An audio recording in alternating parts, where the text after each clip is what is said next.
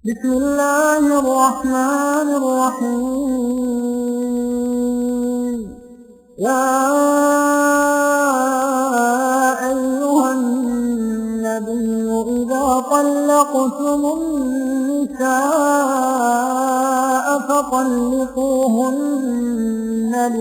لعدتهن وأحصوا العدة واتقوا الله ربكم لا تخرجوهن من بيوتهن ولا يخرجن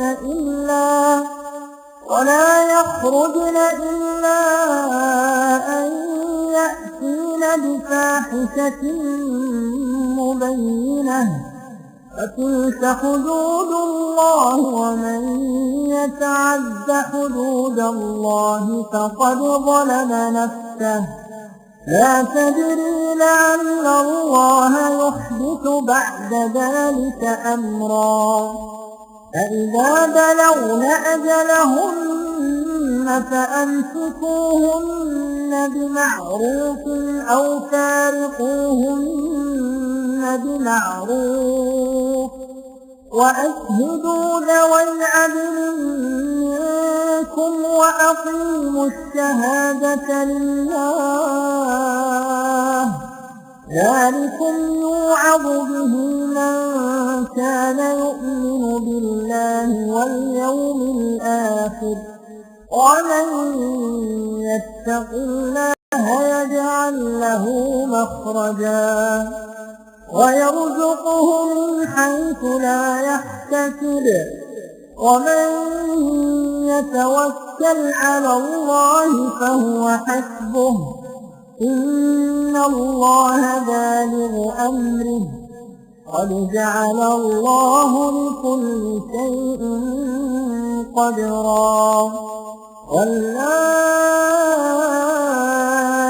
يئسن من المحيض من نسائكم إن ارتبتم فعدتهن 3 أشهر واللائي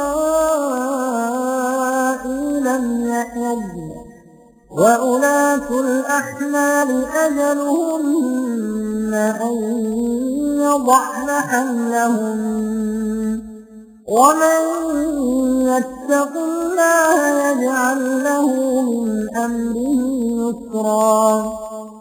ذلك أمر الله أنزله إليكم ومن يتق الله يكفر عنه سيئاته ويعظم له أجرا.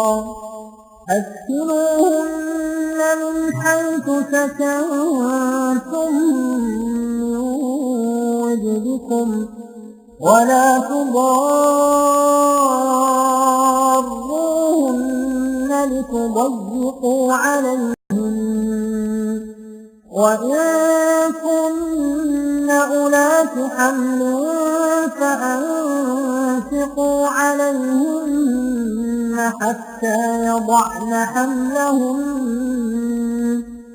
فإن أرضعن لكم فآتوهن أجورهن وأتمروا بينكم بمعروف وإن تعاثرتم فسترضع له أخرى لينفق ذو سعة من سعته ومن قدر عليه رزقه فلينفق مما آتاه الله لا يكلف الله نفسا إلا ما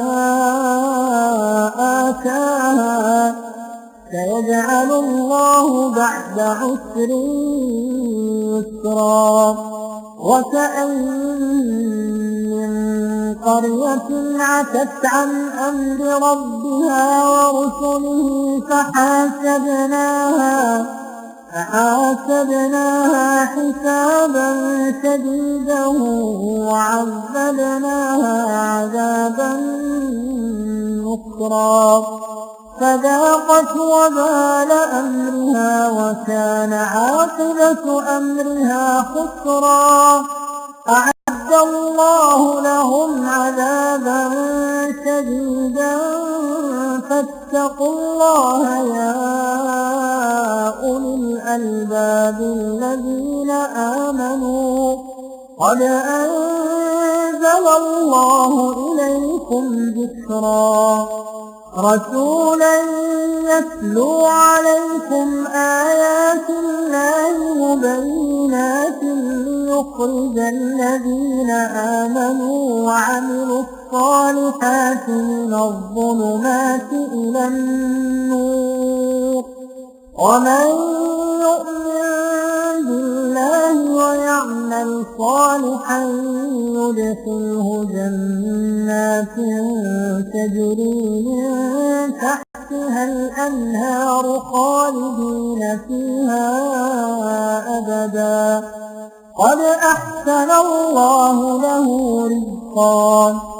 الله الذي خلق 7 سماوات ومن الأرض مثلهن يتنزل الأمر بينهن لتعلموا أن الله على كل شيء قدير وأن الله قد أحاط بكل شيء علما.